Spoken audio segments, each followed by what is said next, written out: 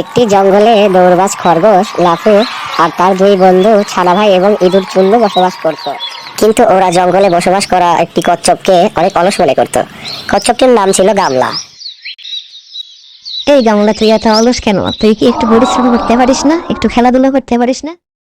আমি অলস নয়, আমি অত্যন্ত ধৈর্যশীল এবং পরিশ্রমী একটা প্রাণী। আমি সবকিছুই করতে পারি, এমনকি তোরা যেটা পারিস না আমি সেটাও করে দেখাতে পারি।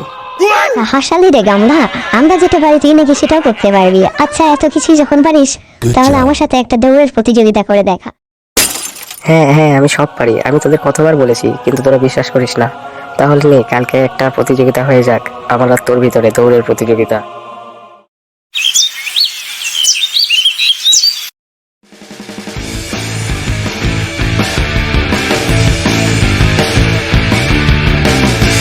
সকাল গড়িয়ে দুপুর হতে চললো, আমরা সবাই চলে আসলাম, কিন্তু এখনো তো চাপাবাজ গামলাটা আসলো না। ও কোথায়? আসবে না নাকি? এসে গেছি রে, এসে গেছি। এই গামলা কখনো মিথ্যা কথা বলে না, সে কথা দিয়ে কথার আগে। আর আমাকে চাপাবাজ বলার কোনো দরকার নেই। আমি তো এসেছি, আর সাথে ডানাকেও নিয়ে এসেছি। ডানা হবে আমাদের এই দৌড় প্রতিযোগিতার বিচারক।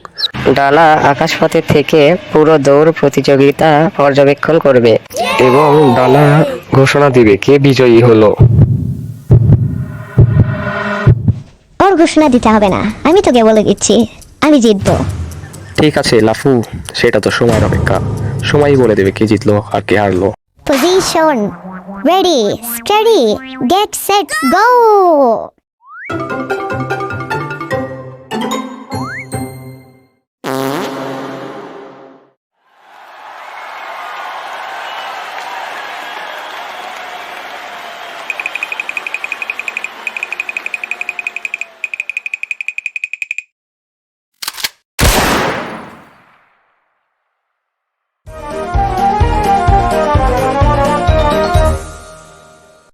অনেকটা পথ দৌড়ে পার করলাম, জিতবো তো আমি। গামলা তো আমার পিছনের সীমানার মধ্যেও নেই। যাই, এখন একটু ঘুমিয়ে নেই, আমি এমনিতেও জিতবো। গামলা তো সারাদিনেও গন্তব্যে পৌঁছতে পারবে না।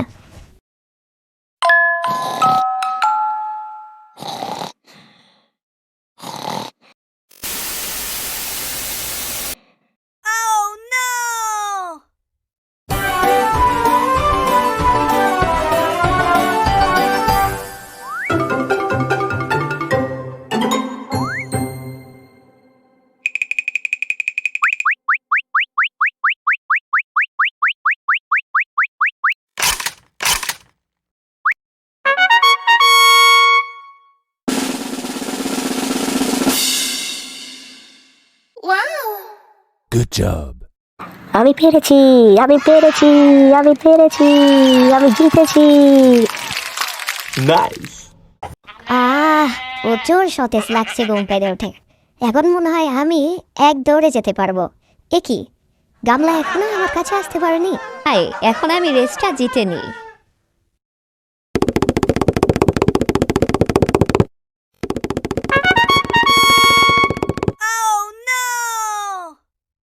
কি এ আমি কি দেখছি? গাবলা, তুই এখানে কিভাবে এলি?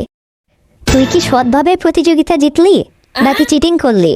আমি তো কিছু বুঝতে পারলাম না। আমি কখনো মিথ্যার আশ্রয় নিই না।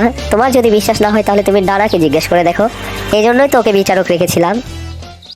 আর কিছু জিজ্ঞেস করতে হবে না, আমি সবকিছু বুঝতে পেরেছি ভাই। তুমি আমাকে ক্ষমা করে দিও, আসলে তুমি একটা পরিশ্রমী প্রাণী। আর এখন থেকে আমি আরো একটা জিনিস বুঝলাম, অতিরিক্ত আত্মবিশ্বাস ভালো নয়, এটা অহংকারের কারণ হয়ে দাঁড়ায়। আত্মবিশ্বাস থাকা ভালো, তবে অহংকার করলে মানুষ পরাজিত হয়। তো ছোট্ট বন্ধুরা, এখান থেকে আমরা কি শিখলাম? কখনো কাউকে ছোট করে দেখা উচিত নয়। আর আত্মবিশ্বাস থাকা ভালো, তবে অতিরিক্ত আত্মবিশ্বাস অহংকারের জন্ম দেয়। আর অহংকার মানুষকে পতনের দিকে নিয়ে যায়, তাই কখনো অহংকার করা উচিত নয়।